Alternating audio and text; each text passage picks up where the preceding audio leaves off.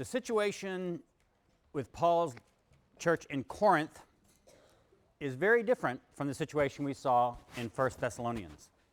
In 1 Thessalonians shows us a church that is new in its infancy, it's just been founded. 1 Corinthians shows us a church in its sort of adolescent period. They've had some growing pains and they've got some problems. But you can tell that they're not all brand new Christians. Look at 1 Corinthians 15. Take your Bibles out. Remember, you have to follow along. 1 Corinthians 15. This is when Paul is addressing the issue of the resurrection of the body. So early Christian groups wrestled with the kind of question that people sometimes still do, which is, what happens to you when you're dead? Are you dead like Rover and dead all over? Or does your soul go off to some other place? Or does some part of you get reincarnated into somebody else's body? Or in the Orthodox Christian confessions, you confess the resurrection of the body at the end of time, at the end of this worldly time. So Christians were dealing with this stuff. Paul has to address this question in 1 Corinthians 15 because there's some confusion or some debate in the church there. So read along with me. 1 Corinthians 15, verse 20. We're going to skip around a bit, but I'm going to cover a lot of ground in this lecture. So you need to really follow along in the text as best you can so you don't get confused with where I am. 1 Corinthians 15, verse 20. In fact, Christ has been raised from the dead, the first fruits of those who have died. For since death came through a human being, the resurrection of the dead has also come through a human being. For as all die in Adam, so all will be made alive in Christ. But each in his own order. Christ the first fruits, then at his coming those who belong to Christ. Then comes the end, when he hands over the kingdom to God the Father after he has destroyed every ruler and every authority and every power. So notice, the resurrection of Jesus for Paul, this is going to be very important. The resurrection of Jesus for Paul is not different in kind from the resurrection that Christians can expect.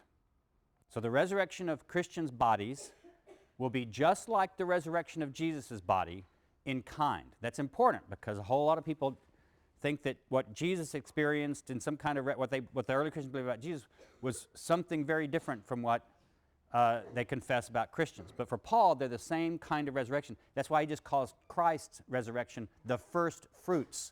It's just the first apple on the tree. It just lets you know that harvest time is now here. But it's just the first apple. You'll have lots of other apples. So that's the first, Christ's resurrection is the first fruits. And then they'll have the end time, there's a big war type thing, and then Christ defeats all the rulers and the authorities and powers on the earth and hands over the kingdom. Verse 25, for he must reign until he has put all his enemies under his feet, for the last enemy to be destroyed is death. Okay, that's good enough for that point. But now skip down to verse 35. See, what happens is that some people in Corinth are questioning this.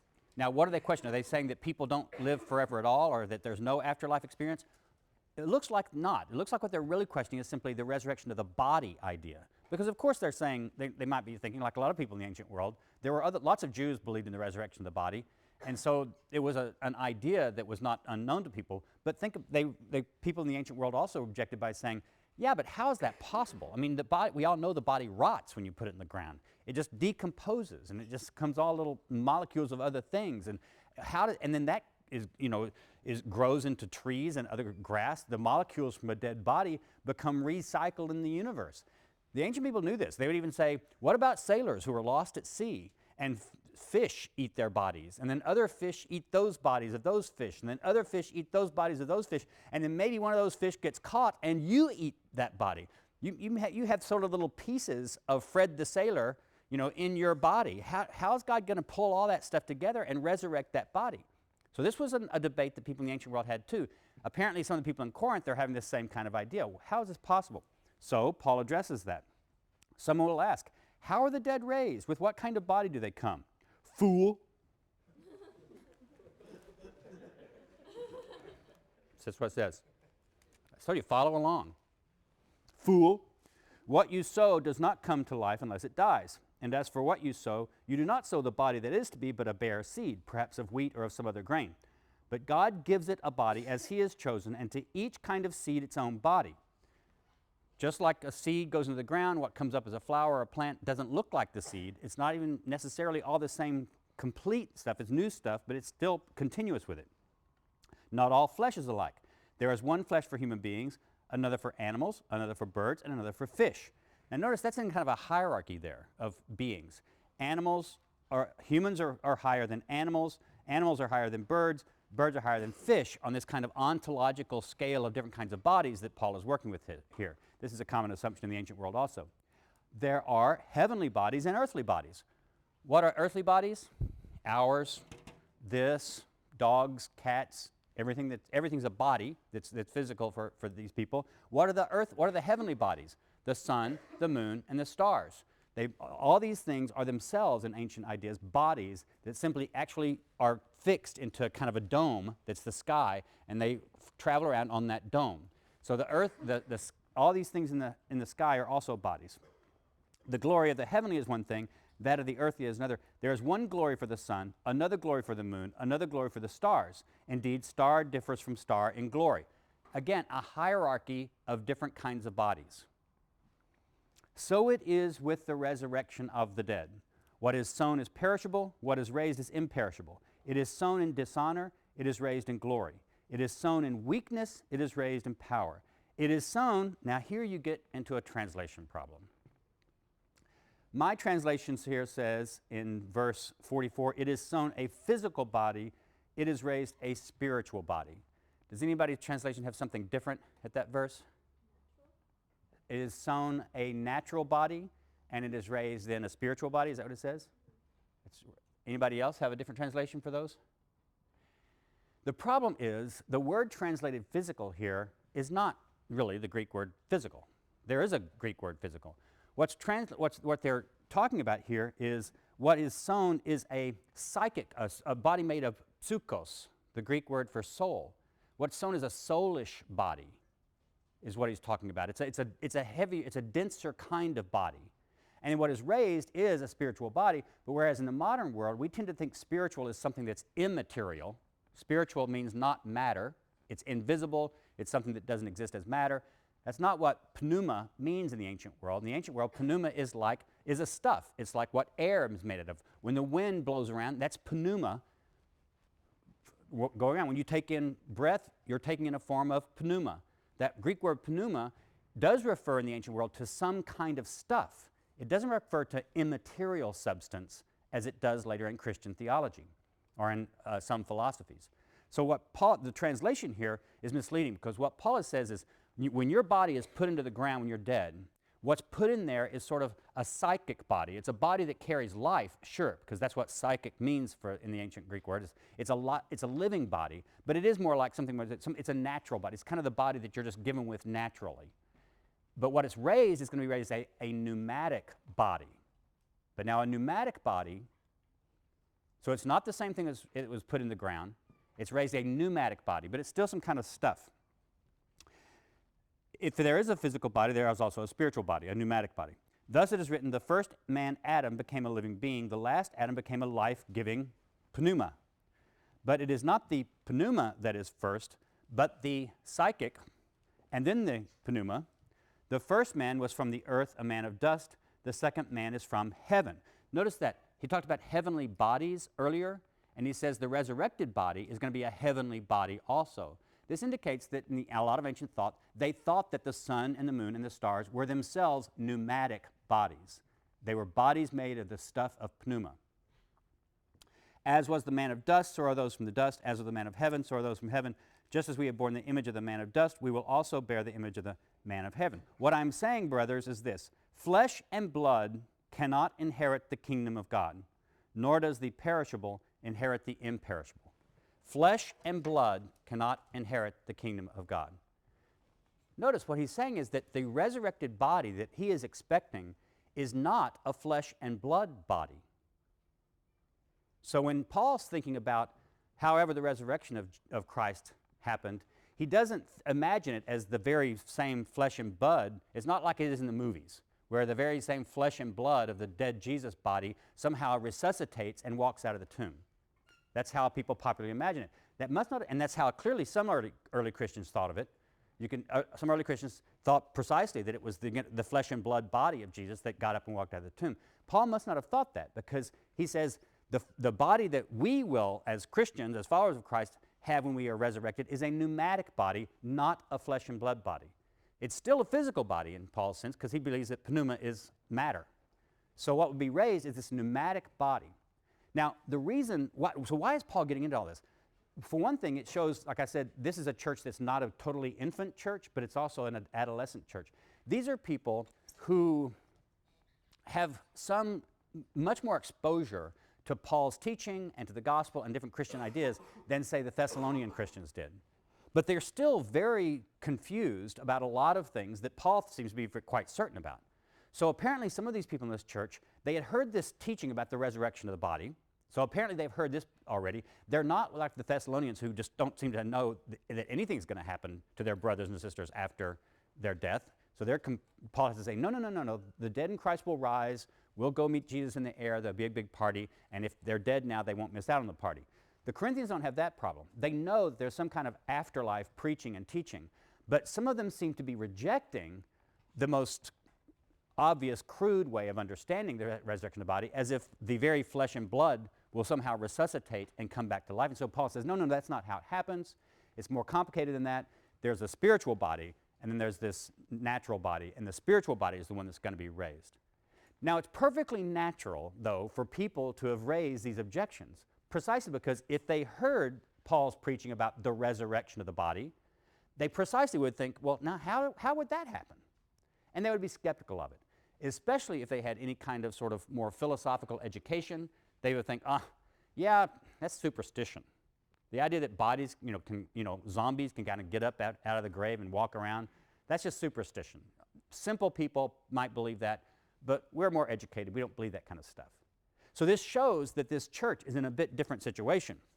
There's going to be some cosmic transformation that will happen at the end of time. This is not an individual thing either. It's not like every individual person sort of experiences your afterlife experience and your resurrection all at a different time. It's all the same time.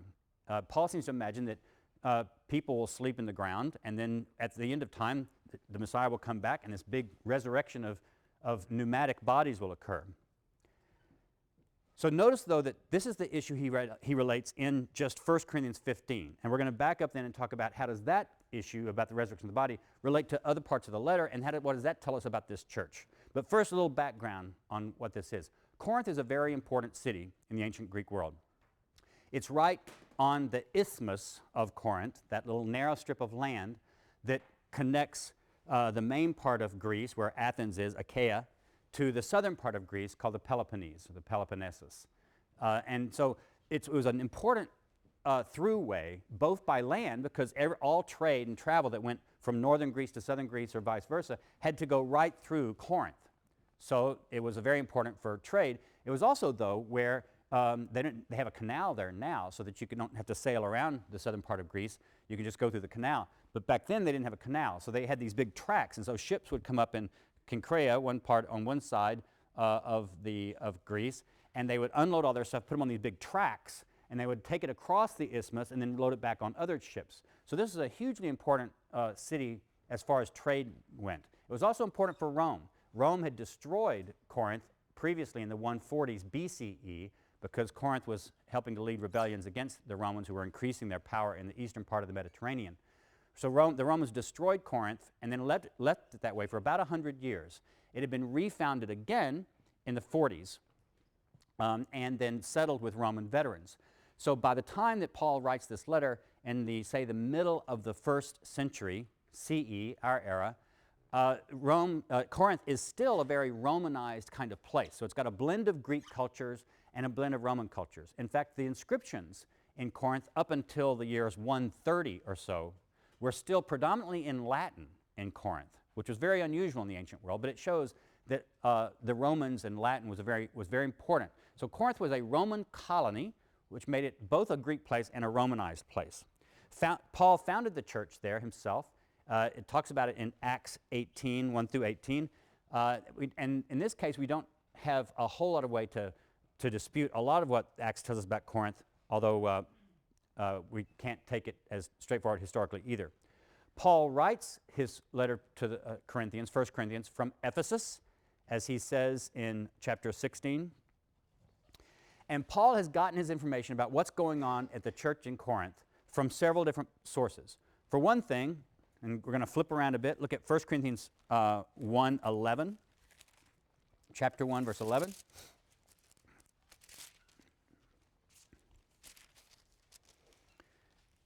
For it has been reported to me by Chloe's people that there are quarrels among you. Some people say, I belong to Paul, I belong to Apollos, I belong to Cephas, or I belong to Christ. Chloe's people, what does that mean? Well, Chloe is obviously a woman's name, and when you hear this in Greek, somebody's people, the Greek actually, those around Chloe, this refers to probably members of her own household. They could be slaves, they could be her freed persons, they could be clients. It probably refers to clients or slaves or freedmen of Chloe herself. So they're members of this church. Now, it doesn't tell us that Chloe herself is a member of the church. She might be because Paul names her out by name, but we don't know that for sure. But at least some of the members of her household are, and they have gone to Paul and told him stuff that's going on. So he gets some of his information from Chloe's people, and like I said, those may well be slaves or freed persons. Was that important? Well, at least it means they're probably not members of the upper class or high status members. But he also gets information from a letter. So in chapter 7, verse 1, he says, now concerning the things I wrote, concerning the matters about which you wrote. And then he says, it is well for a man not to touch a woman.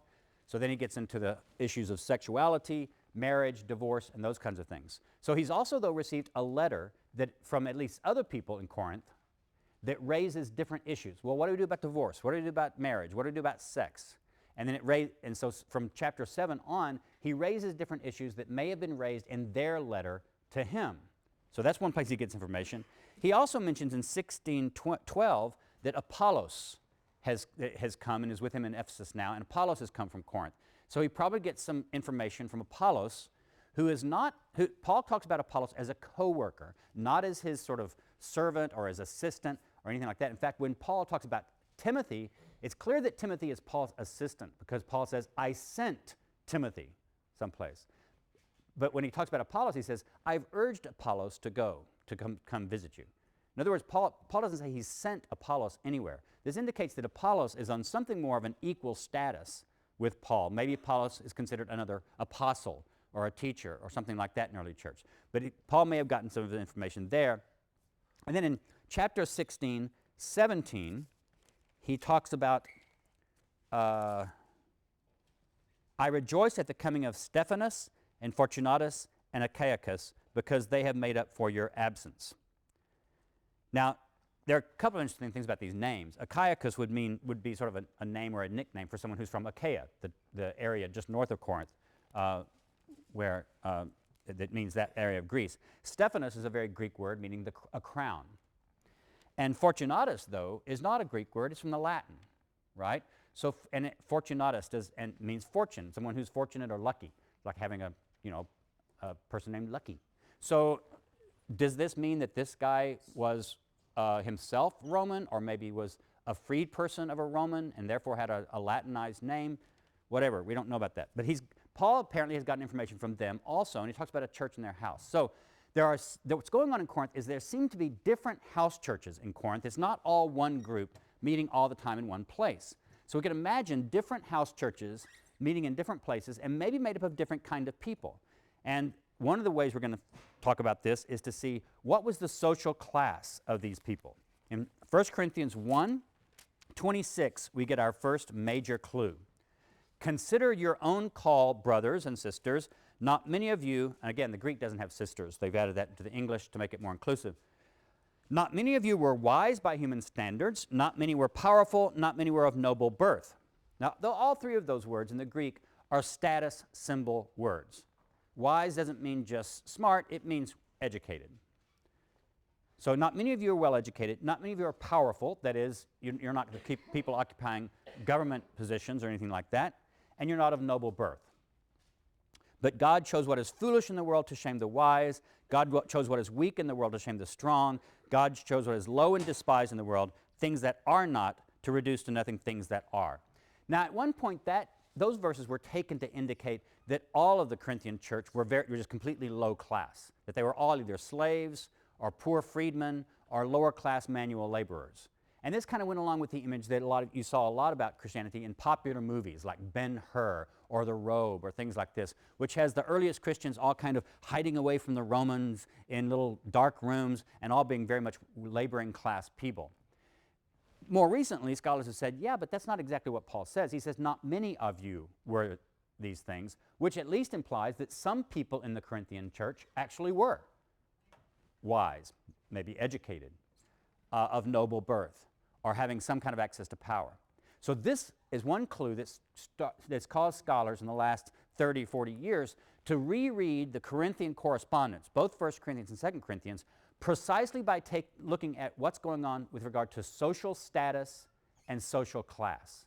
And now it gets really interesting, because the typical way to read the Bible that most of us grew up with is you read it very piously. You read it as having something to say about theology. You read it as having something to say about God. And all those are obviously important ways to read the Bible. But it's also, when you add into issues like, might this text not only have something to say about theology, but also about issues like social class and power? And scholars have said it's precisely in 1 Corinthians that's one of the places we see in the New Testament the best evidence we have that the early churches weren't all homogeneous when it comes to their social status level, and they may have actually experienced conflicts in their groups due precisely to differences in social status and social power. So that's the way I have interpreted 1 Corinthians, and it's debated by some people, but it's much more the consensus view now among scholars that especially the Corinthian correspondence does have these evidences of class levels. So let's see, how is this working out? I just read the first passage where Paul seems to say, some of you are claiming, I'm for Paul, I'm one of Paul's people, I'm one of Apollos' people, I'm one of Cephas' people, and of course Cephas is just the Aramaic name for Peter, exactly. Peter's the Greek name, Cephas is the Aramaic name for the rock, and so and then some people in the church are saying, I'm one of Christ's man.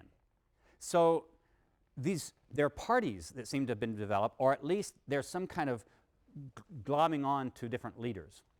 And some people have said these maybe represent actually 4 different specific delineable parties in Corinth. I tend to doubt that, because I don't think you see any evidence the rest of the way in the correspondence that there are 4 distinct groups. I do think there are basically 2 groups that are going on in opposition to one another in Corinth, and that's what I build my reconstruction on. So people are having their favorite apostles. What are some of the resurrection of the body is one thing, but there are several other issues, and now that you've all read 1 Corinthians so carefully in the last several days, and read it over, I'm sure, 3 or 4 times each day, you yourselves can tell me what are some of the other issues that come out in 1 Corinthians, right? So first we have favorite apostles, and we have differences about the resurrection of the body. Those are 2 of the issues that Paul has to address in 1 Corinthians. What are some of the others? Anybody? Okay, sexual conduct. And what kinds? Because there are actually several different issues on sexual conduct in Corinthians. Exactly. A man is sleeping with his stepmother.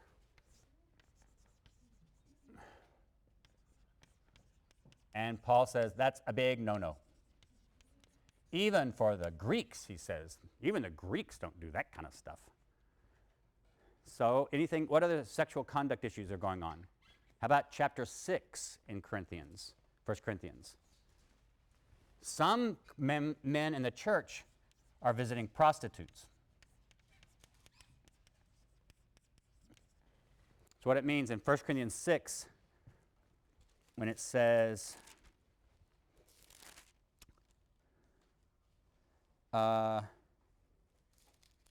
where is it? Do you not know that whoever is united to a prostitute becomes one body with her? So some men in the church seem to think, well, what's the big deal? I'm in Christ, I'm a Christian, but, what you do with your body is not that important. So, every guy's got needs. So some of these Christian men are visiting prostitutes. So Paul has to address that issue. Any other issues of sexuality that Paul has to address in 1 Corinthians? There's one more major one. Pardon? Virginity, he does bring it up, but that's not as big an issue for him as simply the idea of should you get married. Remember in 1 Corinthians 7:1, they seem to have asked him, this is actually put in quotation marks in some of your Bibles, it is good for a man not to touch a woman. So now, scholars debate, is that Paul's view or is that a quotation of a slogan of theirs that he's quoting back to them? So there's a debate about that among some scholars. But at least some people in Corinth have written to him asking particularly about should we have sex at all? Or should we be totally ascetic, that is, avoid sex and be totally continent? So sex and asceticism, which leads to also issues of marriage and divorce.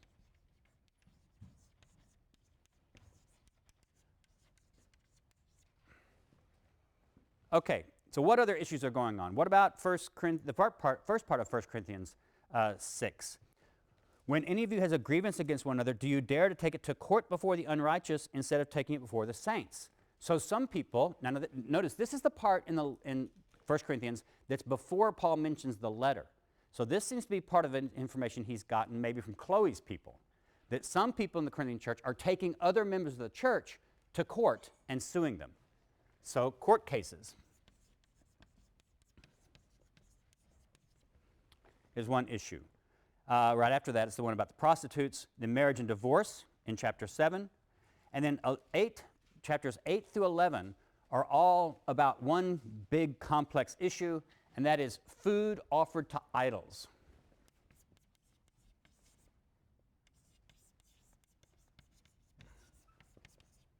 Now, why is that a problem? Well, in the ancient world, most of the time, I'll talk about this a little bit further, most of the time meat was expensive, and if you were not rich, it was hard to come by. And so the one place where most people in the ancient world actually had any chance to eat meat was in a sacrificial festival. What would happen in Greek sacrifices is that somebody rich or the city would pay for a bunch of cattle or different kinds of animals to all be slaughtered. The blood would be poured out, and part of the animals would be put on an altar and burned for the gods. But all the rest of the meat would then be passed out. And different people who went to the festival would do it. So you'd go with your buds, and you'd get a big hunk of meat from the sacrifice, and you'd go off and barbecue it and have your own barbecue as part of this sacrificial festival. So or you take it back to your family, store some of it, boil some of it, that sort of thing. So the main place that most people in the ancient world ate meat was connected to some kind of sacrifice, to some kind of god. Now, of course, this is part of the sacrificial cult. You're sharing a table with that god by eating that sacrificed material. It's like you're sitting down to dinner with Zeus when you do this, right? So if you're a Jew in the ancient world, this causes problems because it means you don't believe in these gods. You're supposed to avoid these gods. You're supposed to avoid idolatry. But if you eat that meat, you're still seen by many Jews as participating in that cult with that god. And also some people believed, some of the people thought this was kind of superstitious, that if you ate that stuff, then whatever the power that lie behind that god could get into your body by means of the food. You can imagine how this happened. A lot of Jews believed that they didn't believe that their idols were just nothing but stone or rock or wood or metal. They believed there was something there that was causing that thing to have power, because they looked around and they said, this person claimed to be healed by Asclepius. Well, I can see he's now healed, so who healed him? I don't believe that Asclepius is actually a god, but I believe Asclepius is a demon. So a lot of Jews would go around, and Christians then later, saying that the powers that lie behind the gods of other nations are not really gods, but they may be demons. And if you participated in eating their meat, that demon could get in your body. So food offered to idols became a big problem in the early church. Should you eat it? If so, would it hurt you? Did it mean you were participating in sacrifice? There, in chapter 11, I have to change over here, another women praying without veiling their heads.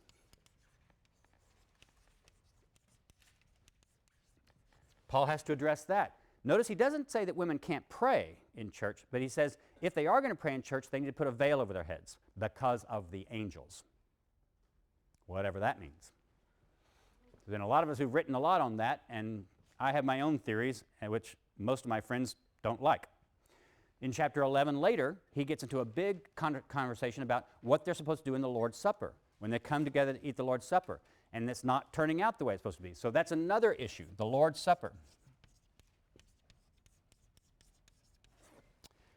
In chapters 12 through 14, nobody raised this issue.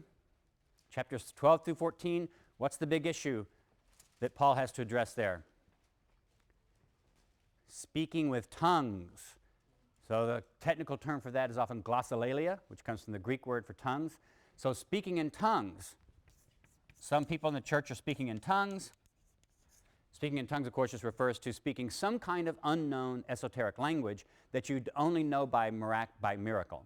It's a special gift. It's not a language you learn. There's a debate among people about when people talk about speaking in tongues, are they talking about speaking some other human language, which is known but just not known but not learned by you? That's what it sounds like in Acts. In Acts, the tongues of fire come down upon the apostles, you know, and they all start speaking these strange languages, and it says everybody who was there visiting from around the world could understand the apostles speaking in their own language. So the writer of Acts seems to think that speaking in tongues in the early church refers to this speaking other known human languages.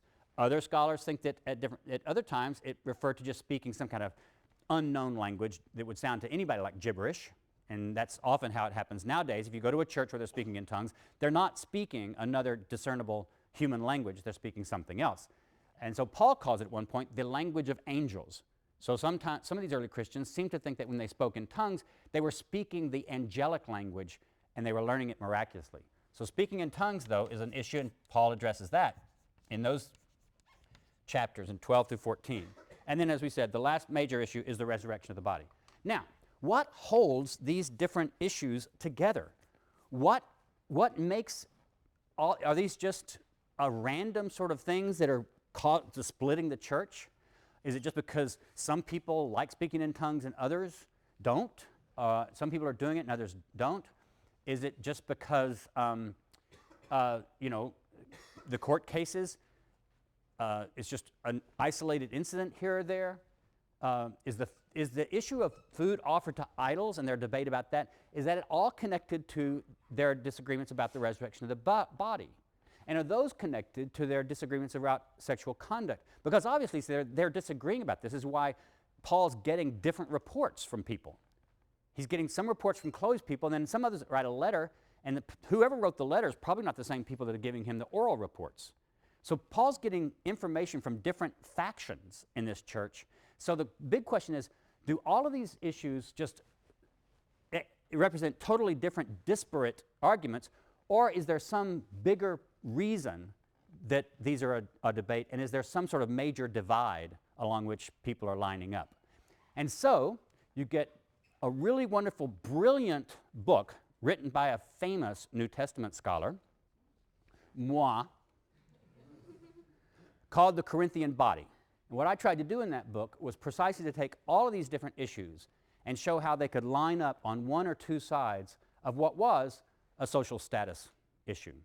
I argued that it wouldn't be totally neatly, but what I tried to say is that in a bunch of these different issues, if you had more money, if you had more access to power, if you had a better education, likely you would end up on one side of these issues. If you didn't have money, you didn't have power, and you didn't have education, you were more likely to line up on the other side of these issues. So I argued that the Corinthian church, which remember was in different house churches, and it may have been that one house church tended to be on one side and another house church tended to be on another. We don't know that. But we know that there were different house churches being represented here in the church in Corinth. So when we talk about the church in Corinth, we're not just talking about one house church. We're talking about the collection of them. And apparently they may have all gotten together sometimes for a special sort of festival for the Lord's Supper at times, but they apparently would have been meeting in other people's houses at other kinds of times. So let's look at how this would work. First, the whole Lord's Supper issue. And here is something that I didn't write about on my own. This was by a famous scholar named Gert Tyson, a German scholar. He published a series of articles in the 70s and 80s in which he made this argument. he pointed out, just like I've already have, that meat, the availability of meat in the ancient world, was very much linked to sacrificial cult, the argument I just gave you.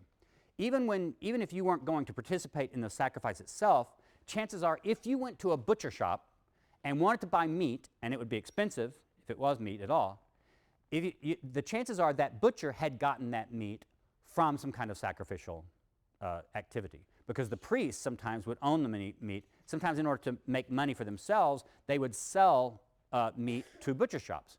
So it would be almost impossible, it would be very difficult, unless you yourself were wealthy and you could raise your own meat, have it slaughtered your way, and consume it yourself and know that it wasn't connected to the sacrifices at all.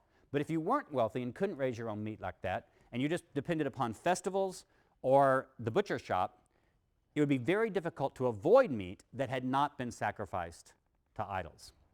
So what he argued about that. He also pointed out that the Lord's Supper, when we look at the Lord's Supper, notice what is happening. This is in 1 Corinthians. Let me find exactly which part of it is. It's in chapter 11, but it's toward the end of chapter 11. Yeah, start reading at chapter 11, verse 17. In the following instructions, I do not commend you, because when you come together, it is not for the better, but for the worse. For to begin with, when you come together as a church, I hear that there are divisions among you, and to some extent I believe it. Indeed, there have to be factions among you, for only so will it become clear who among you are genuine. I think he's being ironic there, but it could be a debate.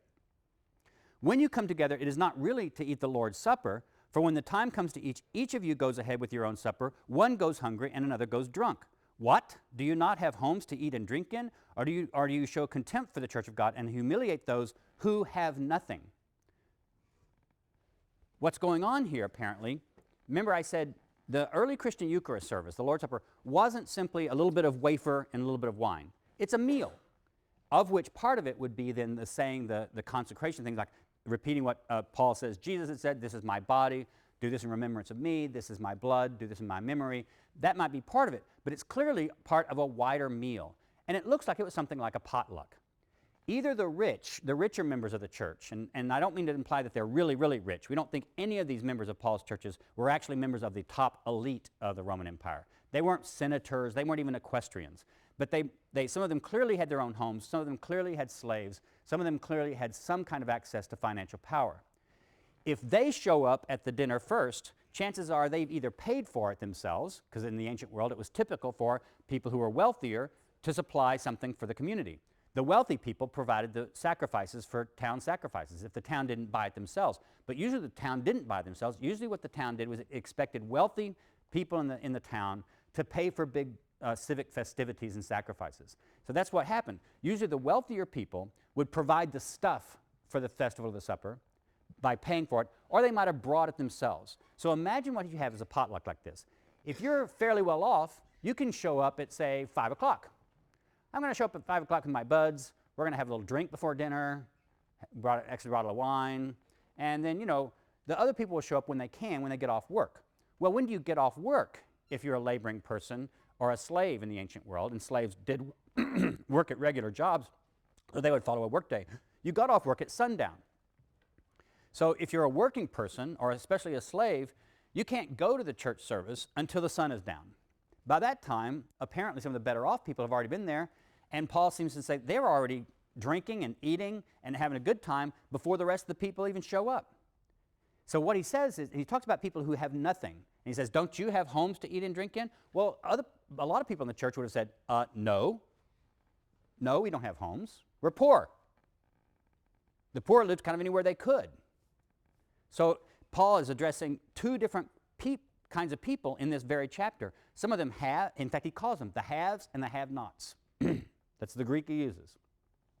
So the Lord's Supper is splitting the church along this social status line. And Paul's solution, Paul even says, if you take the Lord's Supper without discerning the body, and what I think he's talking about is discerning the body of Christ, that is the other people there, and discerning the body of your neighbor, if you don't pay attention to the needs of the other bodies that are there, and you take the Lord's Supper, it will turn into poison and it will kill you. And he says that's why some of you are getting sick. Paul believes that some of the Corinthians, because they're not taking the Lord's Supper with the proper ethical concerns for their neighbors, the other church members, are actually getting sick off the Lord's Supper rather than it helping them. So what is Paul's solution? Wait. If you're that hungry, eat at home before you get there. So you can wait on the other people to come, who have to come later. So Paul's solution is to alter the behavior of the higher status members of the church to accommodate the needs of the lower status members of the church. And if you see what's going on here, you can see that Paul does this over and over again with these different activities. I can't go into much detail. Go out and buy the book, The Corinthian Body. You can get it on Amazon.com, and you can read all about it. But on each of these things, I tried to argue there that food offered to idols. What is Paul's solution? Well, he says it won't actually, you don't really have to worry about it. But those of you who think it's okay to eat food offered to idols should give it up if it's going to cause people who think it's wrong to do it anyway, because that might hurt their conscience. In other words, and it's also clear that the people who would have thought this whole thing about worrying about demons getting to you because you eat idol meat, if they thought that was ridiculous, chances are they had some kind of exposure to ancient education, because ancient education taught people that that was ridiculous. Gods don't do that sort of thing. So the food offered to idols, again, looks like it split the church along these social class lines. The resurrection of the body, I said, who would have found the resurrection of the body to be a ridiculous idea? People with more education, people exposed to a little bit more education. Who would have been taking people to court? If you were poor in the ancient world, you didn't take people to court because you would lose. Roman law was even explicit, telling judges, if you have a rich man in your case and a poor man in the case, well, of course you'll decide in the favor of the rich man because he has less incentive to cheat. The poor are the ones who have incentive to cheat. So Roman law was clearly biased toward the wealthy and the people with power. So if anybody is taking other Christians to court, it would be people of higher status, not people of lower status. And it may have been that people of higher status were taking their lower status Christian brothers to court. Paul then tells them, don't go to court. If you have a dispute, let it be handled within the church itself. Now notice again, just like you talked about Philemon last time, who would have been the majority in the Corinthian church? Rich people or poor people? Poor people. There may have been some people who were better off, but they would have been vastly outnumbered by the poorer people. So by telling the rich people they have to handle their problems within the whole church, he's placing the rich in a situation where they're the minority, and that therefore increases the power of those of lower status.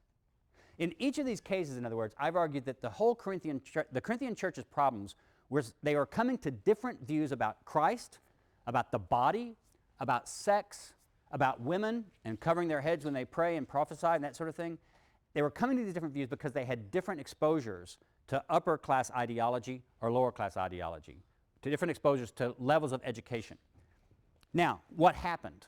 Well, apparently 1 Corinthians as a letter did some good because we have, fortunately, other materials. For most of Paul's letters, we don't know whether they succeeded or not because we don't have any other writing. And we do have 2 Corinthians, which is made up of at least 2 other letters. 2 Corinthians is actually, the first part of it is one letter, and then chapters 10 through 13 of 2 Corinthians is another letter. And if you read them side by side, you can tell because Paul's tone changes radically when he gets to chapter 10 in 2 Corinthians. So in 2 Corinthians, we have at least 2 more letters that Paul wrote, and then Paul mentions in 1 Corinthians another letter he wrote to them. So there was another letter going back and forth. We don't have that one probably.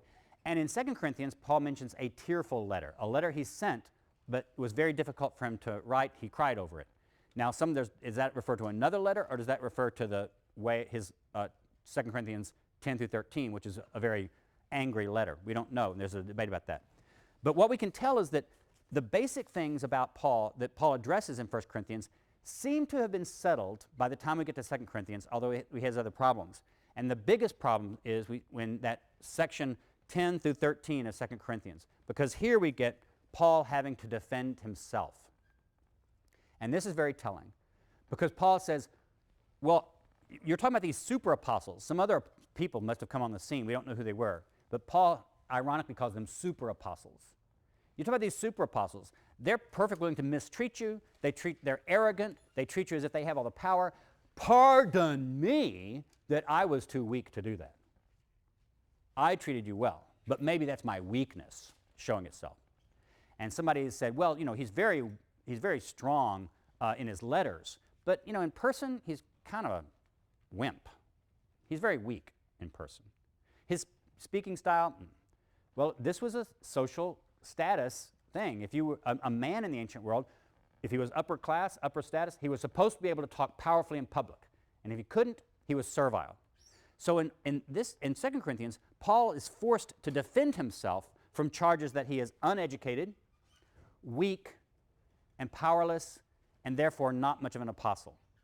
Now, that goes on in 2 Corinthians. Eventually what happens, we don't know what happened. Did writing this really scathing letter to them in 2 Corinthians 10 through 13, did that settle the issue? Did they all just say, okay, we were wrong, you're our apostle, you're the big daddy, everything's fine? We don't know. We do have a reference in 2 Clement, which is a letter written in Rome around the end of the 1st century, beginning of the 2nd century, in which an author talks about the Corinthians as being an ancient and great church. So at least by the next generation, the church in Corinth is strong and powerful and respected. So eventually, Paul's work in Corinth succeeded. But what we see by looking at 1 Corinthians and 2 Corinthians all together is the struggles it took for Paul to get that church from this, what I call an adolescent phase, where they're arguing about everything, they're really confused about what they think about basic doctrinal or life issues, and then to finally settle down into some kind of coherence. That's what makes these letters really fascinating for us, is that they give us little snapshots of one church that Paul founded at least 3 different stages of its development. Those 3 stages being represented by what we can read from 1 Corinthians, which kind of gives us one snapshot of this problem they're having, what we can read from 2 Corinthians, the first 9 chapters, which sounds like they've made up and things are okay, and what we can read by 2 Corinthians 10 through 13, which we don't know whether that was written after the first part of 2 Corinthians or before it. It's difficult to place these things, but it shows Paul in a very defensive posture with regard to this church.